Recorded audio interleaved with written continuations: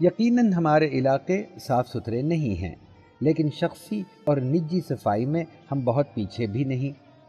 NCAER یعنی national council for applied economic research کی ایک رپورٹ کے مطابق غریب دیہی علاقوں میں ایک عام مسلمان کا ٹوائلٹ مینجمنٹ غیر مسلم سے بہتر ہے۔ آبادی کی کثرت، جرائم وغیرہ جیسے الزام جہاں واجبی ہیں، وہیں ان کے پیچھے تعلیم کی کمی اور اکنامک ریزنز یا اقتصادی وجوہات موجود ہیں۔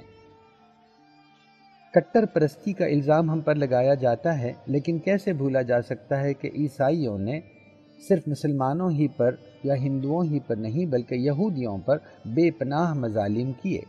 کس نے جرمنی میں بے تحاشا یہودیوں کا قتل عام کیا؟ ہولوکاسٹ کے مجرم کون تھے؟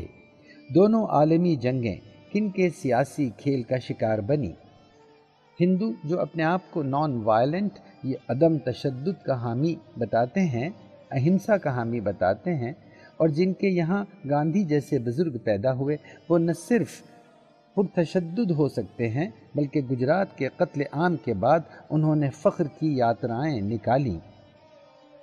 ہمارے کافر کی اصطلاح کے بالمقابل ہندوؤں کے یہاں ملچ، کرسچن کے یہاں انفائڈل کی اصطلاح بھی رائج ہے۔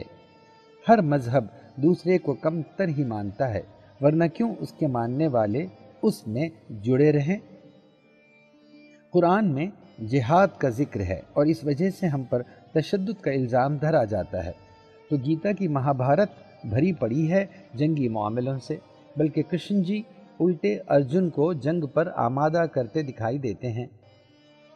خود کش دہشت دہندگان یا سوسائڈ بامبرز میں جہاں مسلمان ہیں، وہیں LTTE اور نیکسلائٹ ہندو بھی ہیں۔ یہ کیا بات ہوئی؟ ایک فرد تشدد کرے تو وہ دہشت گرد یا ٹیررسٹ کہلائے، اور پوری اسٹیٹ، پوری ریاست کرے جیسا کہ گجرات میں ہوا تو کوئی گناہ نہیں؟ نروڈا پاٹیا، چمن پورا وغیرہ میں ہزاروں لوگوں نے حملے کیے تھے اجتماعی طور پر، کیا یہ دہشت گردی کے علاوہ کچھ اور تھی؟ اسلامی ٹیررزم کی اصطلاح رائج ہے تو سیفرن ٹیررزم کی اصطلاح میں کیا قباحت؟ گجرات میں پولیس کا استعمال کیا گیا بے قصور مسلمانوں کو دبانے کے لیے۔ کھلم کھلا دن دہاڑے فرضی انکاؤنٹرز میں بے قصور مسلمانوں کو یونیفارم پہنے درندوں نے گولیوں سے چھلنی کر دیا، محض سیاست دانوں کی خوشنودی کے لیے۔ اسپریٹ کی ویب سائٹ پر ملاحظہ ہو مصنف کا مضمون ہینگ یور یونیفارمز۔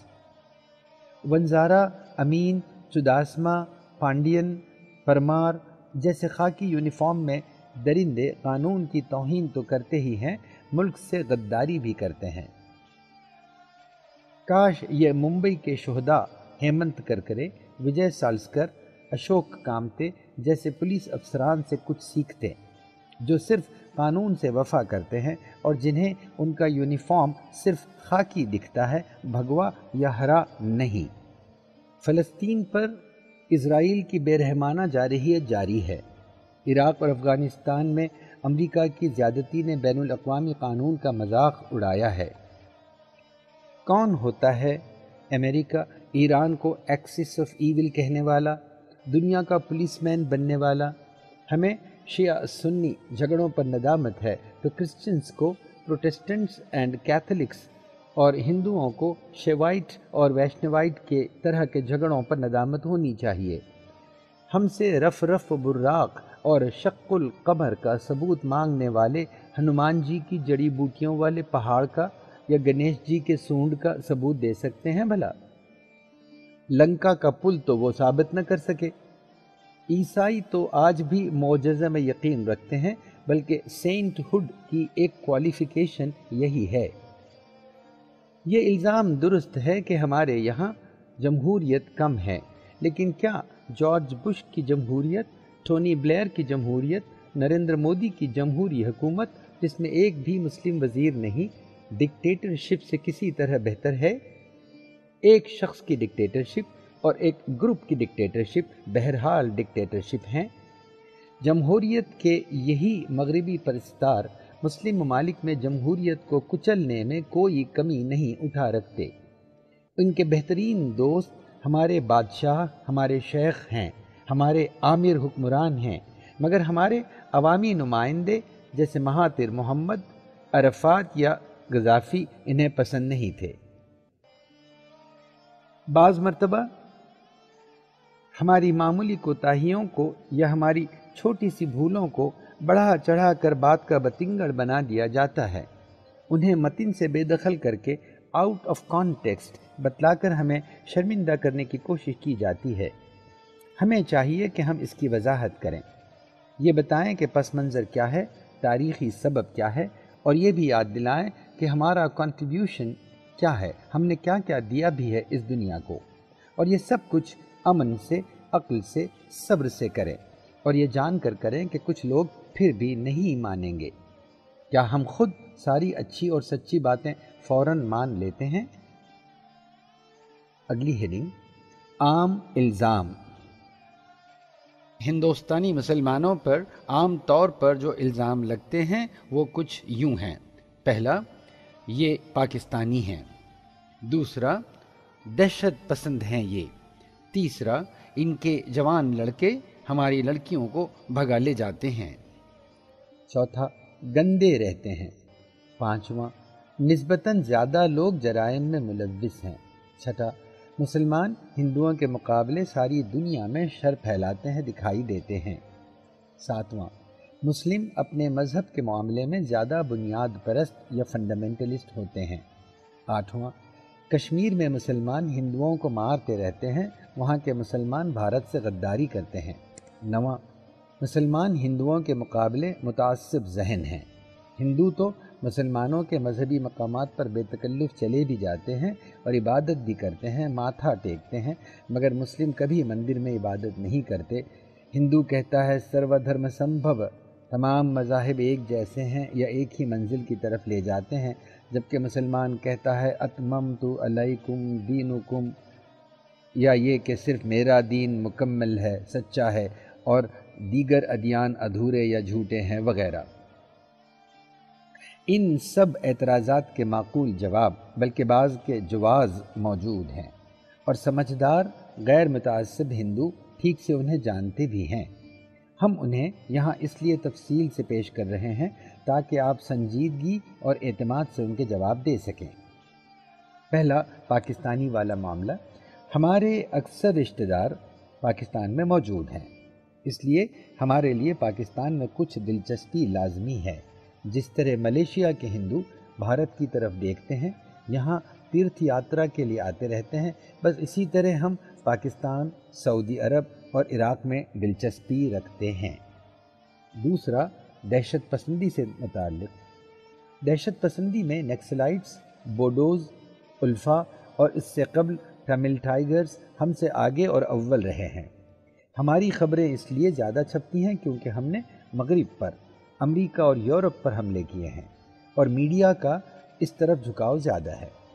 پہلی خودکشی بم کے ساتھ ایک ٹامل ٹائیگرس نے ہی کی تھی، راجیو گاندھی پر۔ تیسرا، لڑکیوں کو بھگا لے جانا۔ مسلم لڑکیاں ہندو لڑکیوں کی بنسبت کم باہر نکلتی ہیں۔ دوسرے، ہندو لڑکے مسلم بستیوں میں نسبتاً کم آتے جاتے ہیں، چنانچہ مسلم لڑکے کا ہندو لڑکی سے ملنا بنسبت ہندو لڑکے کے مسلم لڑکی سے ملنے کے بہت زیادہ ممکن ہوتا ہے، اور عشق بہرحال خطرات سے کھیلنے ہی کا نام تو ہے، ہوشمند ایسا تو نہ کرتے۔ چوتھا اور پانچواں، گندے رہتے ہیں اور جرائم میں ملوث ہیں۔ ان کا مشترک جواب یہ ہے کہ اس طرح کی باتوں کا بڑا تعلق آمدنی اور سہولتوں سے ہے۔ مسلمان نسبتاً غریب ہیں اور حکومتیں اور میونسپلٹیاں ان کے علاقوں کے خلاف امتیاز برتتی ہیں۔ اگر ایک سے متمول اور مسلم اور ہندو خاندان کا تقابل کیا جائے تو عموماً ہمیں مسلم کے ہاں زیادہ عالمی تہذیب کے اثرات دکھائی دیں گے، گفت و شنید، نشست برخاست، غذا و لباس اور آداب محفل کے معاملات میں۔ چھٹا، کہ مسلمان دنیا بھر میں شر پھیلاتے دکھائی دیتے ہیں۔ بھئی پھیلے بھی تو ہوئے ہیں نا دنیا بھر میں مسلمان، 57 ملکوں میں تو اکثریتی آبادی ہیں۔ ہندو تو صرف 2 ممالک میں اکثریت میں ہیں۔ اب آپ مسلمانوں کی شرافت کی نہیں شر کی خبریں سننا چاہیں تو اس کا کیا تدارک؟ 7واں، فنڈامنٹلزم کے بارے میں، کہ ہندوؤں کی کئی مقدس کتب ہیں، بلکہ کہانیاں ہیں جن میں اکثر باہم اختلافات بھی ہیں۔ مسلمانوں کی حتمی حیثیت سے صرف ایک مقدس کتاب ہے۔ جو مذاہب نسبت نئے ہیں ان میں وضاحت اور ڈاکیومنٹیشن زیادہ ہے، اس لیے ان کا اثر بھی پھیلا تیزی سے، طاقت بھی بڑی تیزی سے، مگر کٹر پسندی بھی اسی کا لازمی نتیجہ ہے۔ ہندو ناستک ہو کر بھی، ایتھیسٹ ہو کر بھی ہندو رہ سکتا ہے۔ مسلم کو ہم وقت کسی نہ کسی روح سے اسلام سے دربدر ہونے کا دھڑکا لگا رہتا ہے۔ اپنے شروع کے 1000 سال میں عیسائیت میں بھی یہی خوبیاں اور کمیاں دکھائی دی تھیں۔ دوسری مثال، سکھ مذہب اسلام سے جدید ہے، چنانچہ سکھوں میں اپنے مذہب کے تئیں پابندی زیادہ دکھائی دے گی۔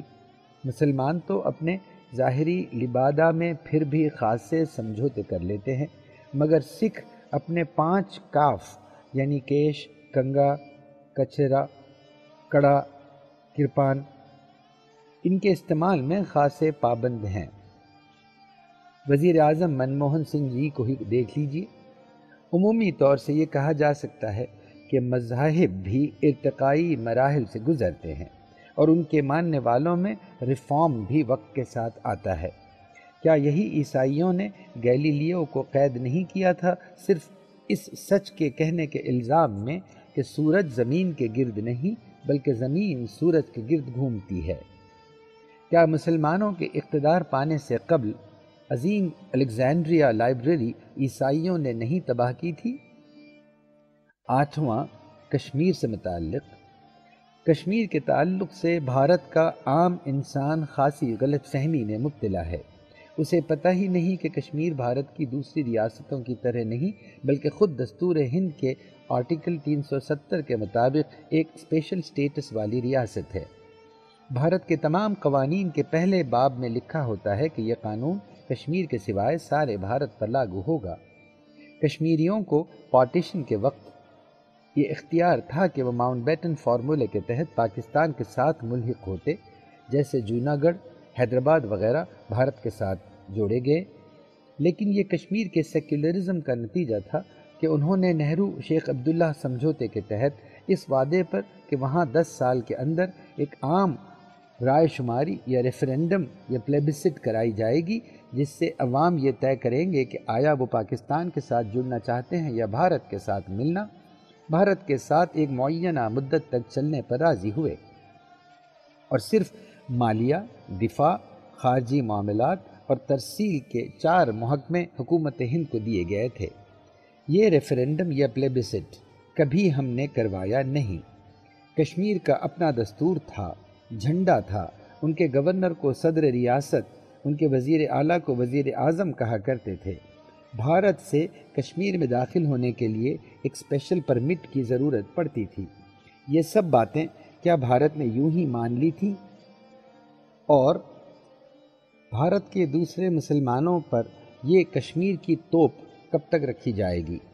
اگر کشمیر کے مسلمان اپنی سیاسی لڑائی غلط بھی لڑ رہے ہیں تو بھارت سرکار اور ان کا معاملہ ہے۔ یہ کشمیر کے ہر سانحے، ہر حادثے کی ذمہ داری بھارت کے باقی مسلمانوں کے کاندھے کب تک اور کیوں؟ یہاں یہ بھی وضاحت کرنی ضروری ہے کہ پاکستان کا رول اس ساری کارروائی میں کسی بھی طرح مثبت نہیں رہا۔ مزید برآں اس نے کشمیر پر قبائلیوں کی آڑ میں حملہ کر کے کشمیر ہتھیانے کی کوشش بھی کی تھی، اور جس حصے پر اس کا اپنا قبضہ ہے اس کا حال ہمارے والے کشمیر سے بدتر ہے۔ بہرحال اس تنازع میں کشمیریوں کی 2 پوری نسلیں برباد ہو گئیں۔ ہاں، اب کوئی ہم سے یہ پوچھے کہ ہم بھارتی مسلمان کی حیثیت سے خود کیا چاہتے ہیں، ہم بلا تکلف یہ کہیں گے کہ ہم چاہتے ہیں کہ کشمیری پیار اور محبت سے اپنی مرضی سے بھارت کے ساتھ نہ صرف جڑیں بلکہ پوری طرح ضم ہو جائیں اور بھارتی مسلمانوں کی طرح۔ اور شخصی طور پر ہم نے اپنی خدمات اس خوش آئند کام کے لیے پیش بھی کر رکھی ہیں۔ لیکن یہ ساری کارروائی مکمل جمہوری طور سے بین الاقوامی قوانین کے اصول پر ہو، اور اسی لیے سبھی امن پسند بھارتی مسئلہ کشمیر کا جلد سے جلد حل چاہتے ہیں۔ ہمارا بس چلے تو ہم خود کشمیر جائیں اور وہاں کے مسلمانوں کو سمجھائیں کہ کیسے ان کا مستقبل بھارت کے ساتھ زیادہ تابناک ہے۔ دیکھیے پاکستان کا کیا حال ہوا ہے۔ لیکن بدقسمتی سے بابری مسجد کی تباہی، گودھرا، مودی، ٹھاکرے وغیرہ نے اس مشن کو اور مشکل بنا دیا ہے۔ دریں اثنا بھارت کے مسلمانوں پر ہر وقت کشمیر کے واقعات کی تلوار لٹکتی رہتی ہے کہ دیکھو وہاں کیسے بے قصور ہندوؤں کو مارا گیا وغیرہ۔ حالانکہ ان میں سے زیادہ تر لوگ اس لیے مارے جاتے ہیں کہ ان پر ہماری ملٹری کے لیے مخبری کرنے کا الزام دھرا جاتا ہے، اور اس طرح یہ سیاسی اور نہ کہ مذہبی یا فرقہ وارانہ تشدد ہے۔ تشدد دونوں طرف سے ہو رہا ہے، جس کی ہم انسانی حقوق کے حوالے سے مذمت کرتے ہیں۔ یہ نہ بھولیں کہ ہزاروں بے قصور کشمیری مسلمان ان دہوں میں خود اپنے وطن عزیز میں جاں بحق ہوئے ہیں، اور اسی طرح بیچاری کشمیری پنڈت قوم جن کی اکثریت بالکل بے قصور ہے، بے گھر بے دار ہو کر غیر یقینی زندگی گزار رہی ہے۔ خود اس مصنف کے کئی پنڈت دوست اس تاریخی سانحے میں کی مثال ہیں، اور ان میں سے بعض کی ہمدردیاں اب بھی کشمیری مسلمانوں کے ساتھ ہیں۔ سنجے کاک کی دلوں کو چھو لینے والی فلم جشن آزادی اس کی گواہ ہے۔ فطرت کے کھیل انسانی قانون کے تابع نہیں ہوتے۔ کسی کا محض غلط وقت غلط جگہ پر پایا جانا بھی ان کی بدقسمتی کی وجہ بن سکتا ہے۔ سونامی، زلزلے، فسادات سبھی یہ ثابت کرتے ہیں کہ فطرت کو ہماری اتنی زیادہ فکر نہیں جتنی ہم سوچتے ہیں کہ ہے۔ کیا ہم کبھی چلتے پھرتے، کھیلتے کودتے چیونٹیوں کے بارے میں فکر کرتے ہیں جن کی پوری فوج کو ہم انجانے میں اپنے پیروں تلے روندتے رہتے ہیں؟ 9. مسلمان ہندوؤں کے مقابلے میں زیادہ متعصب ذہن ہے۔ اس کا جواب: یہ بات غلط نہیں کہ ہندو مسلمانوں کی بنسبت دیگر مذاہب کی عبادت گاہوں پر عبادت کرنے میں تعامل نہیں کرتے۔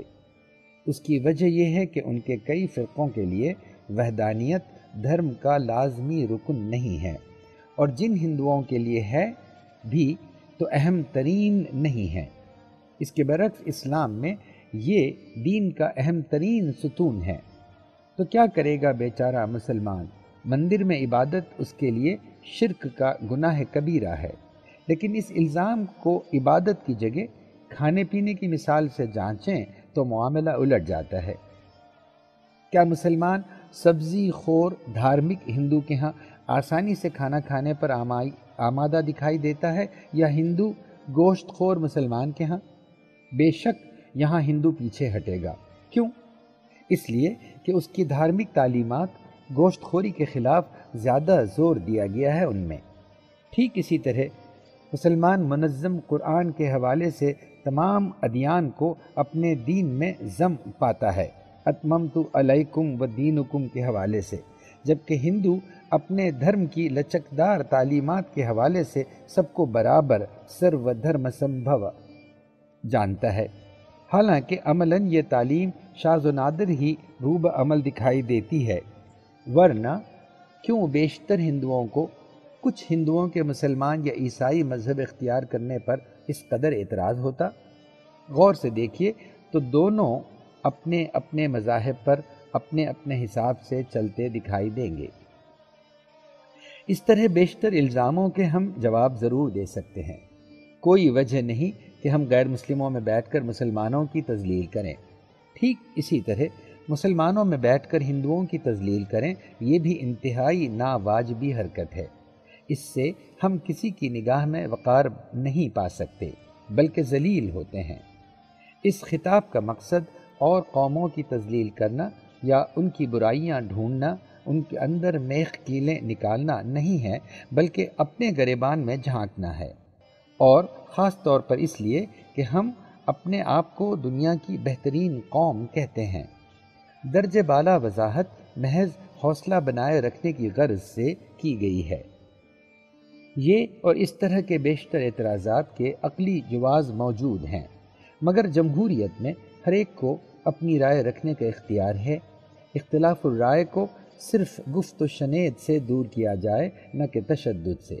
بطور خاص مسلمانوں کے لیے تو بس یہی ہتھیار سب سے موزوں ہے۔